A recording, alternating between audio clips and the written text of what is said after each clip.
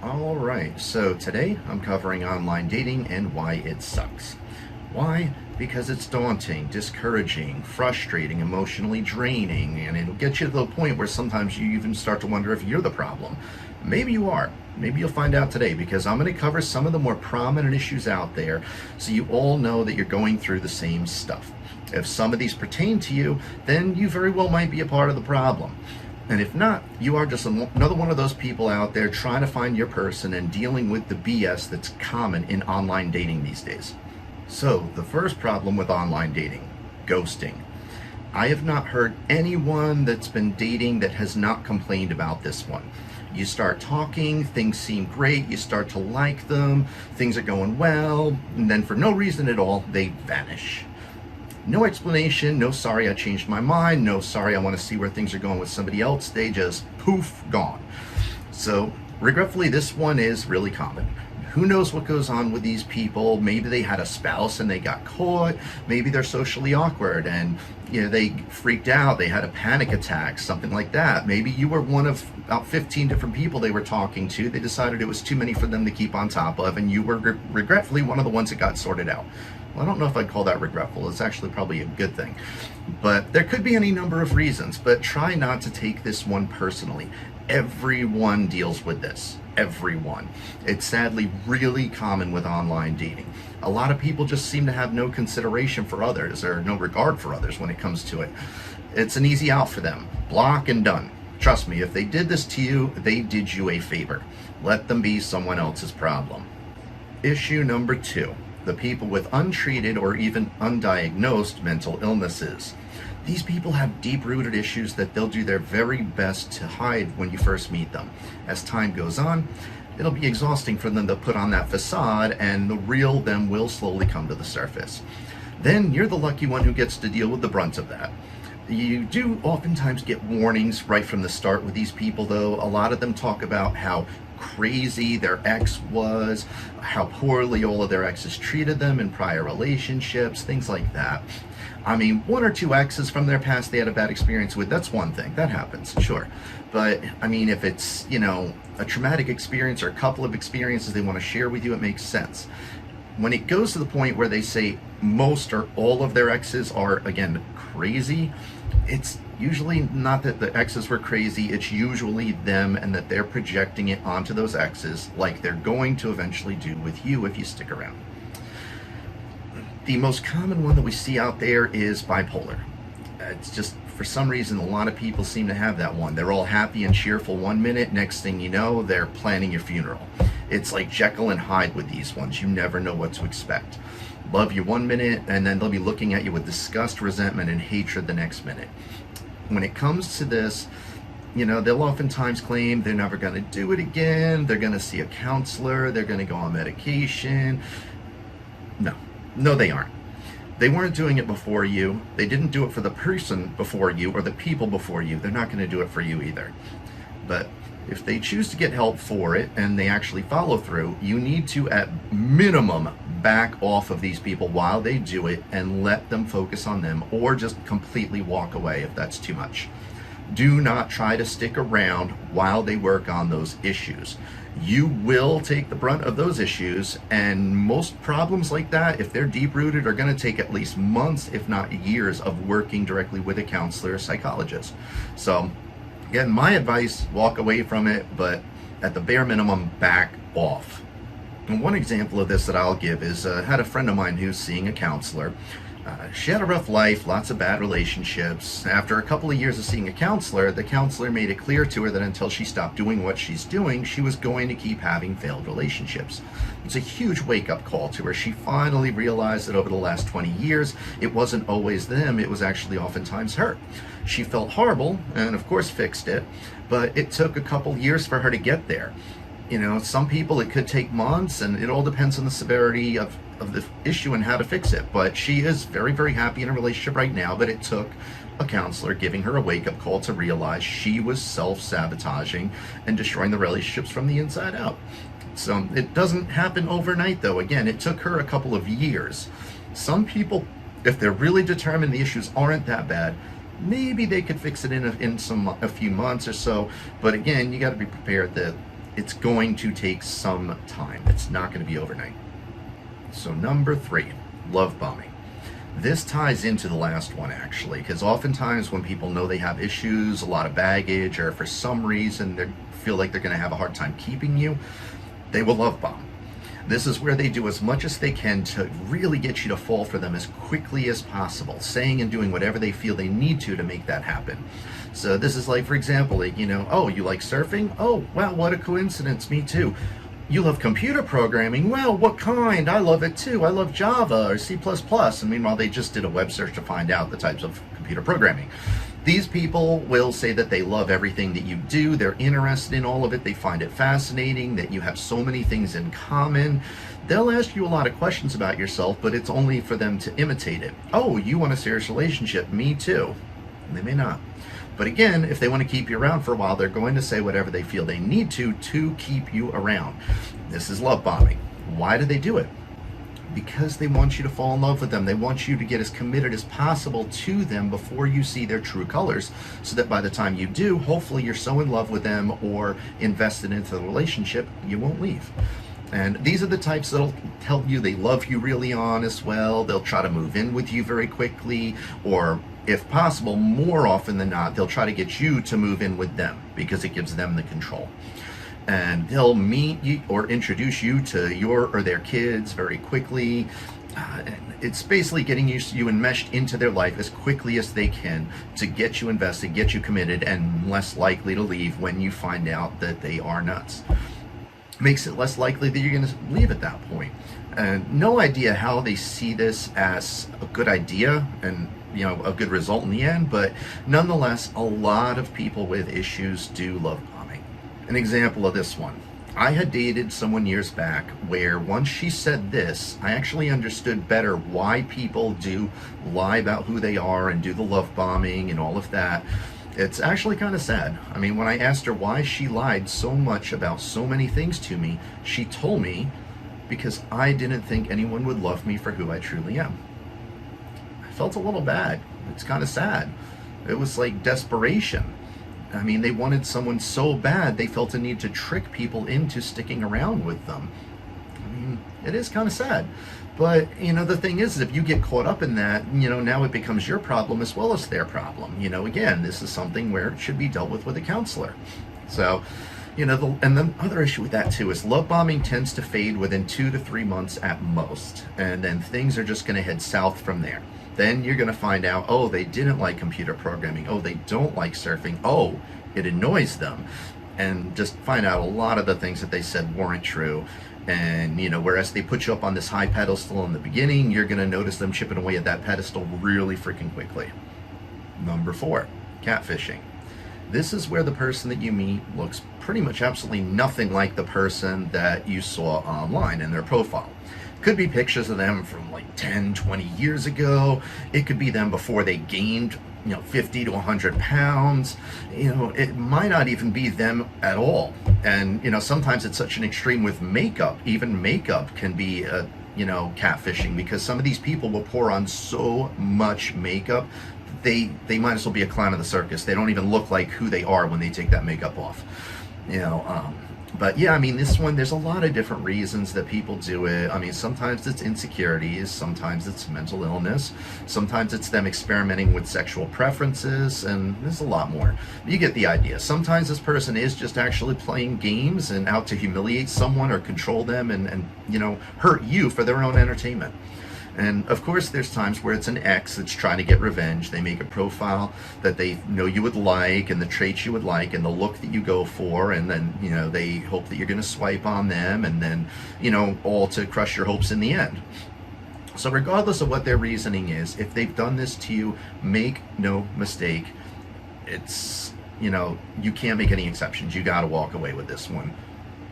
I mean, one of the many problems in this scenario is if you two had already started to build something on a foundation of lies, that foundation isn't going to hold. And if they're willing to lie about things as far as how extreme to the extent of how they look, what else are they lying about? Or what else will they lie about in the future? Catfishing, that's a huge one. That's a really, really huge one. It could be self-esteem issues too. I mean, sometimes they just feel bad about themselves, but The question is, what else are they going to lie about because they feel bad about something they did, or, a way that they look, or how things turned out, whatever have you. The fact of the matter is it shows you that they are willing to lie when they have an agenda. That's what it comes down to. Now, some women inadvertently catfish. They'll put on so much makeup, dye their hair, fix themselves up so much at the beginning to look their very, very best. But to me, this is false advertising. They're catfishing, because they're pouring that makeup on. They know that they are not looking like their actual selves. It's fake. It's again, false advertising. How many times you start dating someone and this happens? They let themselves go. They're no longer wearing the makeup. That's not what they typically do. They start wearing t-shirts and sweatpants and, stop dyeing their hair. The list goes on. Like, it's just wrong. Another one that is, in a way, catfishing is people pretending to be something they aren't other than their looks. Now, essentially, they're lying to you right from the very start. Like, for example, there was this one person that I met one time where they told me they were working, going to college, while they were raising their child. I thought, wow, great, strong, independent woman. This is awesome. They even said they had their own place. They had a beautiful Mustang. There was even a picture of it in their dating profile. Tons of, short lies. As later on, shortly into dating, I found out they had no job, that they failed out of college a year prior to that it was actually their parents that she was living with that was raising her son. And as far as the car, not only did she not have the car, she didn't even have her driver's license. They wonder why you're upset with them after the fact as you catch them in all these lies too. It's astounding how upset these people will get because they got caught in lies. But anyway, sometimes people just pretend to be who they want to be. Again, could be self-esteem. It could be, that they want to try to live that life and project that to others. Sometimes maybe they didn't think this was going to be long-term and they just had some kind of short-term agenda, and then they go, oh, I really like them. Shoot, I lied to them a lot. But no matter how you look at it, they're building the relationship off of a foundation of lies. Again, it's not going to work. Now, another type of catfishing that has become more prominent is people pretending to be the opposite gender. This whole what you identify with thing is out of control, in my opinion. I mean, it's really basic biology, guys. If you have a penis, you're a male. If you have a vagina, you're a female. Simple as that. I mean, you can't go choosing to identify as something other than your gender just because you feel like it. Like, I can't just go like, oh, I'm going to identify as a shuttlecraft now and fly people to Mars. It doesn't work that way. If you're gay and like to dress up as a woman or the opposite, hey, to each his own. I have no problems with that. That's great if that's what makes you happy. Go for it. But don't go claiming to others that you're a female when you have a penis in between your legs. Sorry, maybe you want to be a female, but at that point, you're not. If you get a sex change, that's a completely different story. Then fine, you made the transition. Good for you. But, I mean, come on with this whole I identify as an Apache helicopter types of stuff. Like, it's ridiculous. If we wanted the same gender person, we would be looking for the same gender. Again, similar issues as before, where if they're willing to lie about this from the very start to lure you in, or they feel that since they say they're opposite gender, that they're somehow magically the opposite gender, either way, this is not a foundation that's going to work. It's a foundation of lies. It will not work. I wish I could identify as a multi-billionaire. There are lots of other issues out there as well. Many of them tie into these issues, or they just aren't as common. Like, for example, serial daters. They actually are fairly common, regretfully. There's a lot of them out there where they have multiple people they're dating at once. They do dating. Once they learn everything about you, they lose interest, walk away, or they just have a collection of people and they don't walk away, but they have, 3, 4, 5 people that they're all dating at the same time. So they are fairly common, like I said, but they usually fall into the category of a ghoster in the end because they tend to disappear from these people after a while when they add to their collection and they bump some out. People who have hidden agendas, that's another one. That's actually pretty common, regretfully, but they usually fall into one of those other categories as well. It's people just looking for attention, sometimes with no intention on ever meeting up with you. Again, they'll usually end up being a ghoster, so they fall into that category. Or there's sometimes people that are just looking for attention. With women, one of the I shouldn't say that common, but it does happen from time to time, is just looking for a free meal. They want a guy to take them out for dinner or lunch. I knew someone years back that actually did this all the time. She had a boyfriend.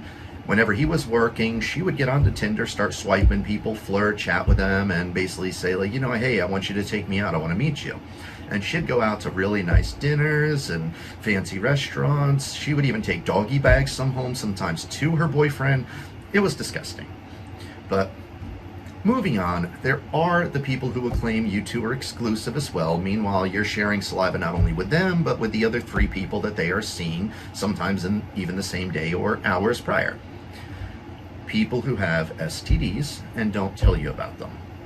This one, oh God, I could tell you a story with this one where somebody is using denial to justify not having to tell their boyfriends that they have an STD. I'm not even getting into that though, but some people will try to convince themselves they don't have the STD anymore. It's crazy what people will sometimes do so that they don't have to tell other people. Because yeah, that is rough. You have an STD, it sucks having to tell everybody that, and you're going to lose a lot of people. But I mean, that's, are you going to be respectful of people, or are you going to keep spreading the disease? I mean, there's a lot of others as well, but I think you guys all get it now. I mean, we can just about all relate to one another. Dating sucks, especially online dating, and you have to kiss a lot of frogs to find your prince or your princess. But if you want to have a relationship, regretfully, online dating, or just dating in general at least, is a necessary evil to get there. And there is just as many problems with dating in person as there is online. There's good and bad to both. I can't say that either one is necessarily better than the other. Sometimes it depends on the person which would be better. Sometimes it depends on exactly what they're looking for.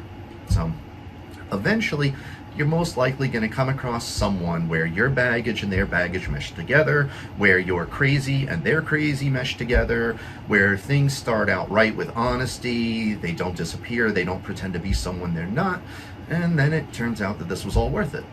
I know someone personally that was in an abusive relationship for decades. The abuser passed away. Years later, she healed, she fixed herself, she became independent, she moved past the abuse and being a battered woman, and then next thing you know, a few years later, she ends up running into the man of her dreams. It took her until she was in her 60s to find that man, though.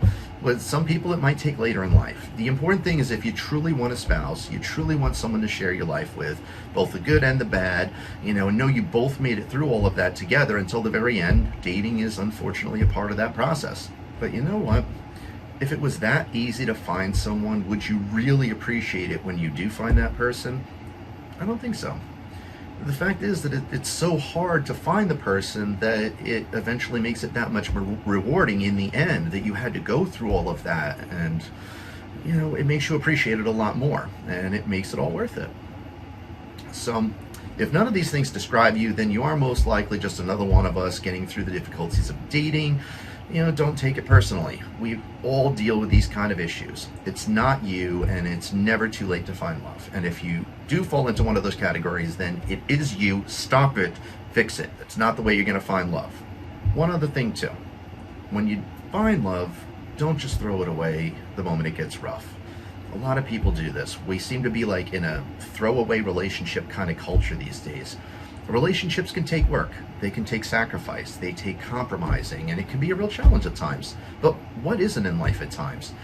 Don't forget how hard it was to find that person to begin with, and how valuable they are to you at that point, and you to them. Couples counseling, it works. 75% of the time it works. If both people are willing to put an effort in, you can fix it. There's a meme I read years back that really, really resonated with me personally. It had a really old couple on it, and it said, when asked how they managed to stay together for 65 years, the woman replied, "We were born in a time where when something was broken, you fixed it, not just threw it away." I feel like this is just really something powerful to think on. On that note, I think I'm going to end it here. I hope this was at least somewhat helpful to you, for you going through these difficulties, understanding you're not alone in it, that it is a part of the process, and we're all dealing with it. We can all relate to one another on this. So, if you have any kind of questions, comments, feedback, or maybe even dating experiences you've had of things that we haven't mentioned in here, or examples of things that you've dealt with, post them in the comments below. And if this was helpful to you too, please remember to like and subscribe to my page here to see more. And thanks to all of you, and I do hope that if you are dating, that you may find your person sooner than later. So in the meantime, take care.